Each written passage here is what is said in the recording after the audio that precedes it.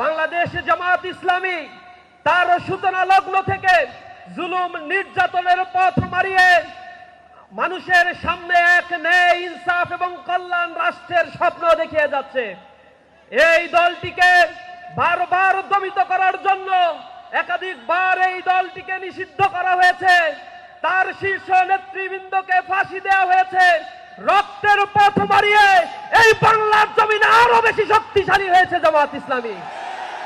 আজ বাংলার টেকনাফ থেকে তেতুলিয়া প্রতিটি নগর বন্দর শহর মাঠ ঘাট প্রাণচঞ্চল্য শুরু হয়েছে।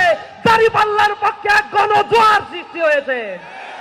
দেশের দেশপ্রেমিক সার্বভৌমত্বের অতন্ত্র প্রহরী দলগুলো আজ একতাবদ্ধ হয়ে এক ঐক্যবদ্ধ বাংলাদেশের সুরতান কাঁধে কাঁধ মিলিয়ে তারা জয়গান শুরু করেছে। মানুষ এখন অপেক্ষা করছে আগামী 12ই ফেব্রুয়ারি যে নতুন ভোর উদিত হবে, সেই ভোর উদিত হবে ইনসাফের বাংলাদেশের ভোর ইনশাআল্লাহ।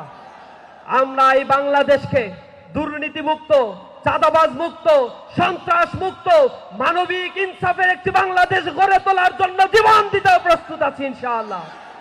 সংগ্রামী উপস্থিতি, এই বাংলাদেশের মানুষের 54 বছরের ইতিহাসে যে স্বপ্নগুলো বাংলাদেশের মানুষ দেখেছিল, সেই স্বপ্ন বারবার তারা বুনেছিল। আর রাজনৈতিক বেনিয়া শক্তির মতো এক একটা দল ক্ষমতায় এসে আধিপত্যবাদের কাছে তাদের মাথা নত করে এই জনগণকে তারা লাঞ্ছিত করেছে বারবার। এবার সময় এসেছে, অনেক কিছু দেখা শেষ। নতুন বাংলাদেশ গড়ার জন্য এখন দাঁড়িপাল্লায় আমাদেরকে ভোট দিয়ে এক ইনসাফের বাংলাদেশ আমরা গড়ে তুলবো ইনশাআল্লাহ। যারা জনগণের রায়কে পছন্দ করে না, ম্যান্ডেটকে পছন্দ করে না, হাইকোর্টের সামনে যায়, কোর্টকে ব্যবহার করে, এরপরে জাতীয় নির্বাচন কমিশন যেটি তার সামনে অবরোধ করে ছাত্রদের অধিকার, সেই ছাত্র সংসদ নির্বাচনগুলো যারা হতে দেয় না, যারা বলে এইগুলো হারার ভয়ে তারা এই নির্বাচন থেকে পিছিয়ে এসে এহেন কোন চক্রান্ত নাই যা এই ছাত্র সংসদগুলোতে তারা করে নাই। তাদের দলীয় এজেন্ডা বাস্তবায়নের জন্য তাদের দলীয় সকল লোকদেরকে তারা ব্যবহার করেছে। তাদের ভিসি থেকে শুরু করে যারা ছিল তাদের সকল শক্তি বিনিয়োগ করেও ছাত্রদের রায় যেখানে দিয়েছে, পরিবর্তন সেখানে সংগঠিত হয়েছে।